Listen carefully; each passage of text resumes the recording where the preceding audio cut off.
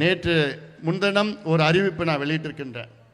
உடைய தியாகிகள் நாளன்று செப்டம்பர் 17ஆம் நாளன்று ஒரு அறிவிப்பு என்னன்னா, வருகின்ற டிசம்பர் 17ஆம் நாள் தமிழ்நாட்டிலே அனைத்து மாவட்டங்களில் பாட்டாளி மக்கள் கட்சி சிறை நிரப்பும் போராட்டத்தை நடத்த வேண்டும். வன்னியர்களுக்கு 15 விழுக்காடு இடஒதுக்கீடு வழங்க வேண்டும் என்று வலியுறுத்தி அனைத்து மாவட்டங்களிலும் நடைபெறும். பண்ணலாமா? ஏன்னா இது என் தம்பிகளுக்கும் தங்கைகளுக்கும்காக நடத்தப்படுகின்ற ஒரு அறவழி போராட்டம். இது ஏன்னா அவங்களுக்கு படிப்பும் வேலை வாய்ப்பும் கிடைக்கணும், சுயமரியாதை வாழணும்னு. இது ஏதோ வன்னியர் பிரச்சனை கிடையாது, இது சமூக நீதி பிரச்சனை. சமூக நீதி பிரச்சனை. தமிழ்நாட்டில் தனிப்பெரும் சமுதாய வன்னியர்கள் 18 விழுக்காடு இருக்கின்றார்கள். அவர்கள் இன்னைக்கு பாதாளத்தில் இருக்கின்றார்கள். எத்தனையோ போராட்டம் நடத்தியும் இன்னும் படிப்பு வரல, வேலை கிடைக்கல, கணக்கில் வரல, சரியாக வரல. அதற்காகத்தான் நான் சொல்கிறேன். நான் இதை அவசியமாக அனைவரும் குடும்பமாக கலந்து கொள்ளுங்கள். வாங்க, வந்து அப்போதான் விடுவு கிடைக்கும்.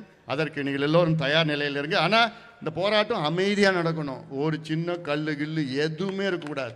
அமைதியாக ஒரு சின்ன மாநாடுக்கு எப்படி அமைதியாக வந்தீங்க, அமைதியாக மாநாடுக்கு வந்துட்டு அமைதியாக வீட்டுக்கு போனீங்களா, அதே தான். எந்த பிரச்சனையோ சின்ன ஒரு பிரச்சனை யாருக்கும் இடைஞ்சல் இல்லாமல் அமைதியான முறையில் 5 லட்சம் பேர் நாம் எல்லாம் சிறைக்கு போகணும். 5 லட்சம் பேர் நம்ம எல்லாம் போக போகிறோம் சிறைக்கு போயிட்டு. தமிழ்நாடு சிறையே மொத்தமாக எத்தனை பேர்? 15,000 பேர் தான் இருக்க முடியும். இல்லை, அதனால் அதெல்லாம் பார்த்துக்கலாம்.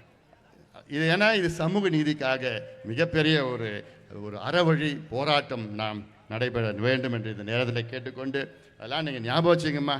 உங்கள் பிள்ளைகள் பேரப்பிள்ளைகளுடைய எதிர்காலத்தை கருதி, விவசாயிகளுடைய எதிர்காலத்தை கருதி, இளைஞர்களுடைய எதிர்காலத்தை கருதி, மீனவர்கள், மாணவர்கள், அரசு ஊழியர்கள், நெசவாளர்கள், தொழிலாளர்கள் அத்தனை பேருடைய எதிர்காலத்தை கருதி இந்த திமுக ஆட்சியை நாம் அகற்றுவோம் அகற்றுவோம் அகற்றுவோம் என்று நாம் எல்லோரும் உறுதி ஏற்க வேண்டும்.